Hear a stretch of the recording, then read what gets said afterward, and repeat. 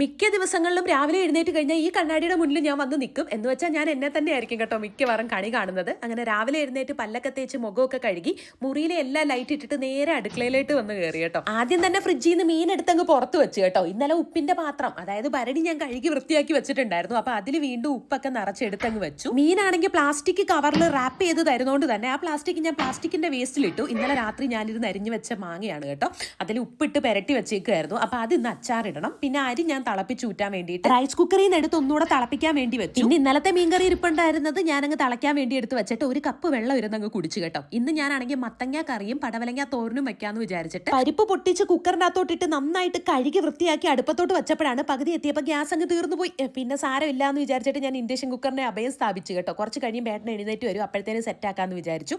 അപ്പോഴത്തേന് പിന്നെ നമ്മുടെ പടവലങ്ങയെല്ലാം ഞാൻ വൃത്തിയാക്കി കുനുകുനാന്നങ്ങ് അരിഞ്ഞു വെച്ചു. മത്തങ്ങയിൽ പരിപ്പ് വെന്ത് കഴിഞ്ഞപ്പോൾ അതിലോട്ട് മത്തങ്ങ ഇട്ടിട്ട് വീണ്ടും ഒരു വിസിലടിക്കാൻ വേണ്ടി അങ്ങ് അടച്ചു വെച്ചേ. അങ്ങനെ നമ്മുടെ പടവലങ്കി വേണ്ടിയിട്ടുള്ള 2 ഉള്ളിയും കൂടെ പൊളിച്ചു വെച്ചിട്ട് ഞാൻ സീച്ചാറിനെ പോയി പൊക്കി. കാരണം ഈ ഗ്യാസ് ഒറ്റയ്ക്ക് പൊക്കി എടുക്കാൻ എനിക്ക് പറ്റത്തില്ല. അല്ലാതെ ഇത് ഫിറ്റ് ചെയ്യാനും കാര്യങ്ങളൊക്കെ ഒക്കെ എനിക്ക് അറിയാം, പക്ഷെ പൊക്കി എടുക്കാൻ എനിക്ക് വയ്യ കേട്ടോ.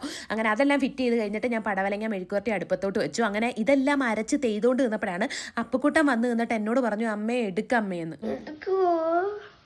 ചില ദിവസം ഉറക്കത്തിൽ നിന്ന് എഴുന്നേറ്റ് വന്നു കഴിഞ്ഞാൽ അവൻ എൻ്റെയോ ഏട്ടൻ്റെയോ ഒക്കത്ത് ഇങ്ങനെ കുറച്ച് നേരം ഇരിക്കണം. കുഞ്ഞാന്നാ വിചാരം. പിന്നെ കുറച്ച് നേരം അവനെ തൂക്കി ഒക്കത്ത് വെച്ചിട്ട് ഞാൻ അവൻ്റെ കാര്യങ്ങളൊക്കെ പോയി ചെയ്യാൻ പറഞ്ഞു വിട്ടു കേട്ടോ. ഈ ഒരു സമയം കൊണ്ട് നമ്മുടെ കറികളെല്ലാം റെഡി ആയിട്ടുണ്ടായിരുന്നു. അപ്പോൾ 2 കറികളിലും അരപ്പൊക്കെ തേച്ച് ഒരുവിധം ഒതുക്കിയിട്ട് അതിൽ കടുക് വറുത്തിടാന്ന് വിചാരിച്ചു.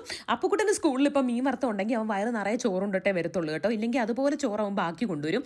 അപ്പോഴത്തേന് ഇതാ നമ്മുടെ മത്തങ്ങ കറിയിൽ അരപ്പിട്ട് നമ്മൾ ഇളക്കിയിട്ടുണ്ട്. നല്ല ടേസ്റ്റാണ് കേട്ടോ ഈ ഒരു കറിക്ക്. ഏട്ടന് ഭയങ്കര ഇഷ്ടമാണ്. പിന്നെ നമ്മുടെ ഇൻസ്റ്റൻറ്റ് മാങ്ങ അച്ചാറിൽ ഞാൻ എന്താ കടുകൊക്കെ വറുത്ത് അതും സെറ്റ് ചെയ്ത് വെച്ചു. അപ്പോഴത്തേന് അപ്പുക്കുട്ടൻ രുചി നോക്കാൻ വന്നിട്ടുണ്ടായിരുന്നേ. അവന് ഭയങ്കര ഇഷ്ടമാണ് ഈ ഒരു മാങ്ങ അച്ചാർ. സ്കൂളിൽ ഇത് വെക്കണമെന്ന് എന്നോട് പ്രത്യേകം പറഞ്ഞു കേട്ടോ.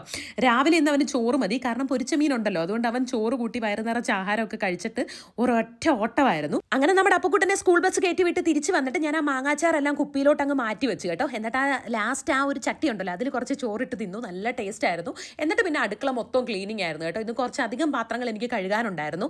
എല്ലാവരും എന്നോട് ചോദിക്കും, ഇത്രയും അടുക്കളപ്പണി ചെയ്യുന്ന എങ്ങനെ സാധിക്കുന്നു ചേച്ചി എന്ന്. മക്കളെ, രാവിലെ ഈ ഒരു പണി കഴിഞ്ഞാൽ പിന്നെ എനിക്കൊരു പണി പോലും ഇല്ല. ഞാൻ പിന്നെ അത്രയും നേരവും വെറുതെ ഇരിപ്പായിരിക്കും കേട്ടോ. വെറുതെ ഇരിപ്പ് മീൻസ് എൻ്റെ യൂട്യൂബിൻ്റെ ജോലികളും കാര്യങ്ങളും ഒക്കെ തന്നെ ആയിരിക്കും. അപ്പോൾ ഇത്രയേ ഉള്ളൂ. Tata bye, see U.